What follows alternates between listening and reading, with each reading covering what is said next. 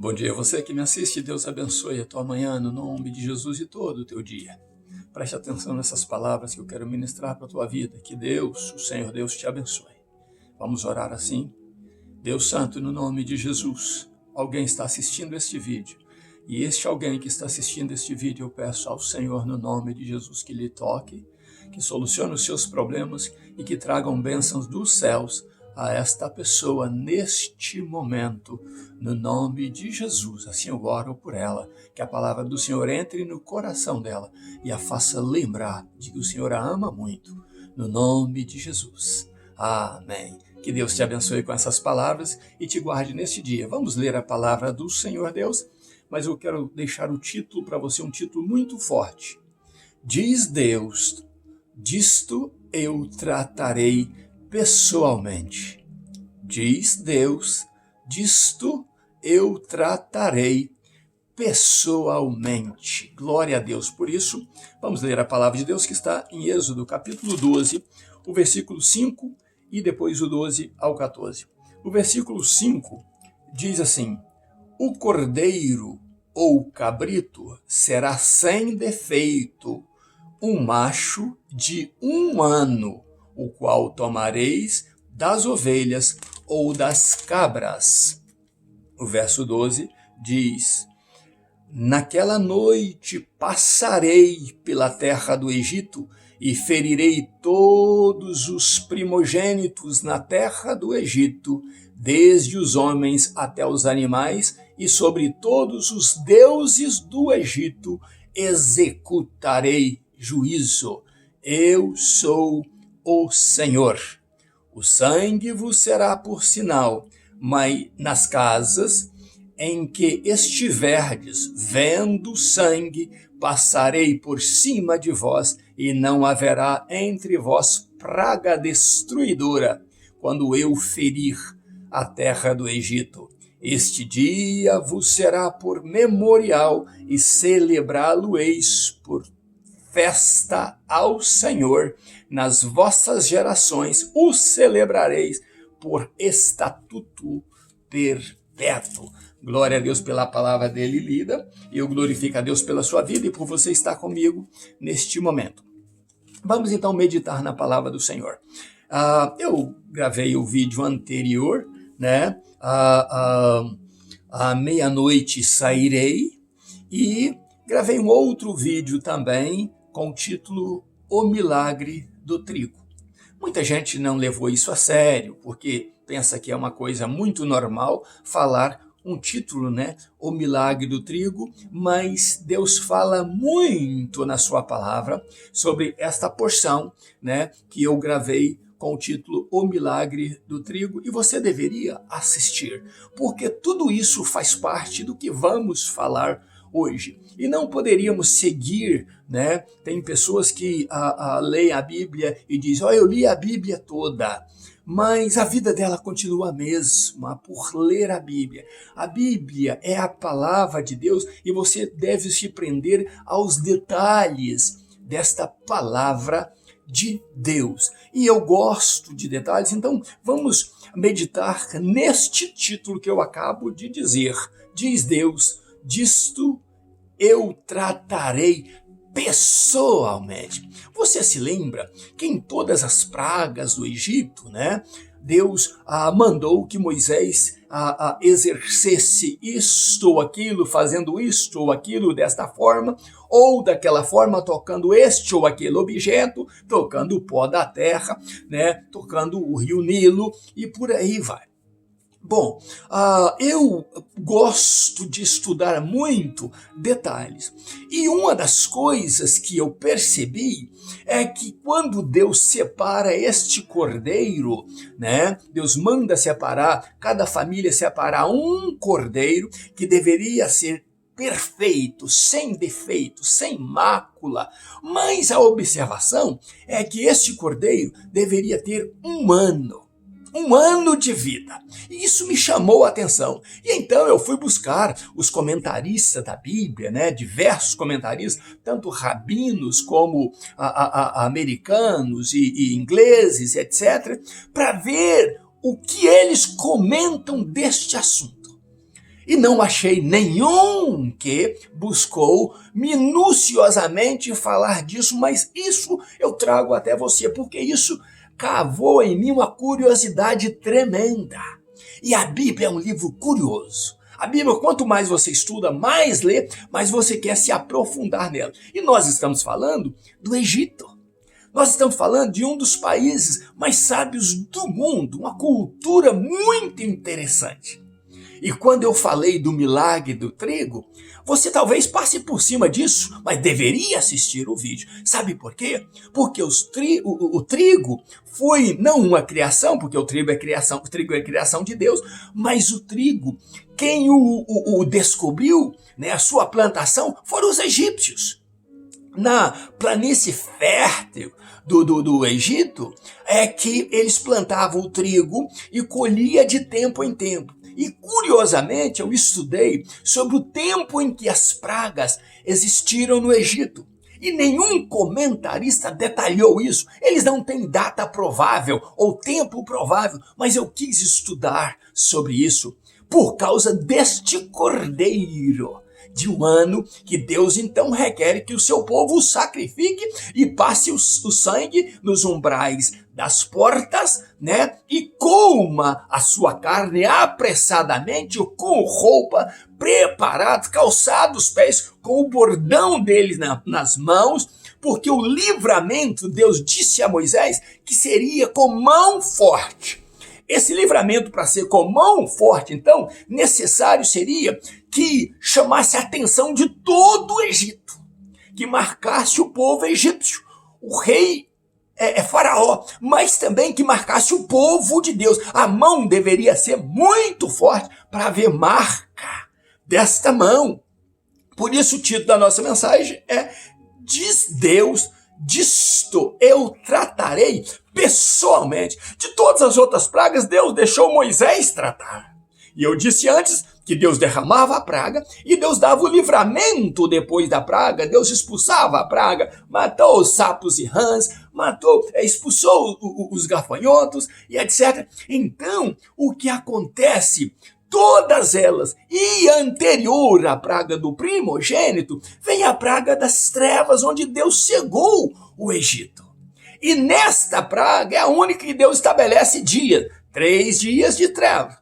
Agora, nesta última do primogênito, que ele requer um cordeiro de 1 ano, ele também estabelece tanto mês e diz: para vocês, hebreus, diz Moisés, será o primeiro mês do ano, que é Nisan ou Abib. Bom, então o que acontece? Deus estabelece ali não só o mês, mas também dias. E diz: vocês, ao 10º dia desse mês, separará um cordeiro. Esse cordeiro precisa ser sem defeito, ele precisa ser perfeito e de 1 ano. Interessante isso, é que Deus diz, e vocês observarão esse cordeiro por 4 dias. E então, no 14º dia deste ano, vocês então matarão este cordeiro. Pegarão do seu sangue e passarão nos portais, na entrada das casas de vocês, e comerão a carne dele assada no fogo. Não vai ter tempo de ferver água, vocês têm que estar muito preparados, porque vocês deverão comer com seus lombos cingidos, com a roupa já no lugar de sair apressadamente. Coma rápido. Se vê que vão sobrar para outro dia, a sobra vocês não poderão comer no outro dia, não haverá outro dia. Vocês deverão queimar. E queima tudo, não deixa nada. Este cordeiro precisa ser consumido totalmente ou queimado o que sobrar. E vocês tenham o bordão nas mãos, porque quando eu, aí diz Deus, quando eu passar pelo Egito e eu ferir todo o primogênito de toda a casa egípcia, inclusive o primogênito dos animais também, e eu vendo o sinal do sangue, eu passarei por sobre vós. Por isso em inglês se chama Passover, passando sobre. eu passarei sobre, mas eu não entrarei para criar morte nesta casa. A morte não estará nesta casa. Isso me chamou a atenção, principalmente quando Deus diz, este cordeiro precisa ter um ano. E eu comecei a pensar, então quando esse cordeiro nasceu? Há um ano antes, o Egito estava em paz, o Egito estava tranquilo. E o povo sofrendo, mas não seria este princípio desse ano quando Moisés esteve lá na sarça, no cume do Monte Sinai, no cume do Monte Horebe, quando a sarça ardia e não se consumia, não era aquele momento ali que estava nascendo o cordeiro? Não seria possível estar nascendo o cordeiro naquela mesma data? E então Deus fala com Moisés, e Deus fala, eu lembrei da aliança que fiz a Abraão, Isaque e Jacó, e eu quero te lembrar que um dia também Abraão fez um sacrifício, e era no pôr do sol, semelhante ao que Deus falou com o povo para fazer. E Abraão então ficou ali, e Deus recebe o sacrifício de Abraão, mas veio trevas. E depois que estava aquelas trevas ali, veio um fogo tremendo e consumiu o holocausto que fez Abraão. Isso era um sinal que Deus estava dando a Abraão. Agora eu volto a você a lembrar do Monte Horebe, a sarça ardendo ali, Moisés ali, Deus falando com Moisés, que lembrou exatamente de quem? De Abraão, de Isaque, de Jacó. Lembrou da aliança que ele prometeu fazer, da terra que ele prometeu dar ao povo. Não seria no nascimento desse cordeiro essa data que Moisés então se encontra com Deus e Deus muda a vida de Moisés? E as pragas do Egito não se deu também durante este ano, quando Moisés desce para o Egito e o povo está ali sofrendo muito mais do que antes. E Deus começa a fazer os milagres, então. Começa do Nilo, onde foram jogados os bebês, e agora ele vai lá no filho de Faraó para tratar também, agora com todas as famílias que às vezes tinham se alegrado, que possivelmente se alegrou quando foram jogados os bebês no Nilo em adoração aos seus deuses. Mas Deus diz, eu vou passar pelo Egito, eu vou tratar com mortandade em toda a casa egípcia, e eu vou punir, vou executar os seus deuses. Ah, meu querido, este ano deste cordeiro, enquanto tudo isso acontecia, o cordeiro estava vivo. Enquanto Moisés estava na sarça ardente, estava o cordeiro então nascendo na minha imaginação. E enquanto Moisés estava operando ali aquelas pragas, aquelas maravilhas no Egito, o cordeiro também estava vivo. Mas quando foi chegando o momento de trevas, e você vai olhar para a vida de Jesus, quando Jesus estava na cruz, que houve trevas também na terra. Quando chega o momento de trevas, e lá no povo de Deus havia luz, lá no povo de Deus havia conforto, era Deus mostrando que nas trevas ele tem luz. Onde a escuridão de pensamento, de imaginação, como muitos comentaristas não detalharam isso, eu quero detalhar para você, é que Deus trabalha, não importa se o mundo está em trevas, ele é a tua luz. Mas também devemos lembrar que o cordeiro seria imolado no pôr do sol, e que eles deveriam aproveitar e passar o sangue deste cordeiro nos umbrais das portas, na lateral da porta, em cima da porta. E este sangue seria o sinal do teu livramento da morte, do meu livramento da morte, como foi também para o povo hebreu naquela época. Mas que a carne daquele cordeiro seria o alimento deles. Ah, eu quero lembrar a você que Deus também falou, e vocês vão comer com pão sem fermento, não haverá tempo para fermentar nada. E vocês vão comer com ervas amargas, essas ervas vão lembrar do sofrimento de vocês, quando Deus os tirou da escravidão para a liberdade. tudo isso nós passamos também nos nossos dias, e tudo isso aponta para Cristo. Enquanto o mundo está em festa, o nosso Cordeiro nasceu, o nosso Cordeiro viveu, o nosso Cordeiro morreu. Ele foi imolado, mas nós pegamos o sangue dele que Deus nos deu e passamos nas nossas vidas, na entrada da nossa vida. E então por isso temos a garantia de Deus de quando ele passar com a sua ira tremenda, porque quando Deus passou pelo Egito, a ira dele era tremenda. Ele estava passando ali para criar morte, criar choro como nunca houve. Toda a casa havia pranto e toda a casa havia choro, e entre os animais havia choro. Mas o povo de Deus estava ali comendo apressadamente, o povo de Deus estava ali cingindo seus lombos, o povo de Deus estava calçado as suas sandálias, tinha o bordão na mão, porque ali haveria a libertação de Deus, mortandade para lá, mas alimentação e sangue protetor na porta deles. Eu quero lembrar a você que estamos vivendo este momento. O nosso Cordeiro está vivo porque ele ressuscitou. E ele ressuscitou também a nossa esperança, como foi ressuscitada a esperança daquele povo, quando Moisés diz: em 15 dias vocês sairão do Egito.